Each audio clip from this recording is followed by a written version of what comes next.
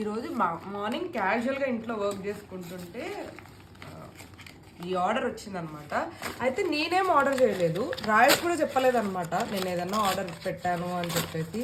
ఏంటబ్బా అని అనేసి అనుకున్నాను. వచ్చాక అడిగితే ఏదో హెడ్కి పెట్టుకునే మాస్క్ అంట, స్టైల్గా పెట్టుకుంటారంట. ఇది ఎంఆర్పి 1000 రూపీసా? కాదంటలే, 1000 రూపీస్ అని తెలియదు, ఆఫర్లోనే వచ్చుంటుంది నాకు తెలిసి.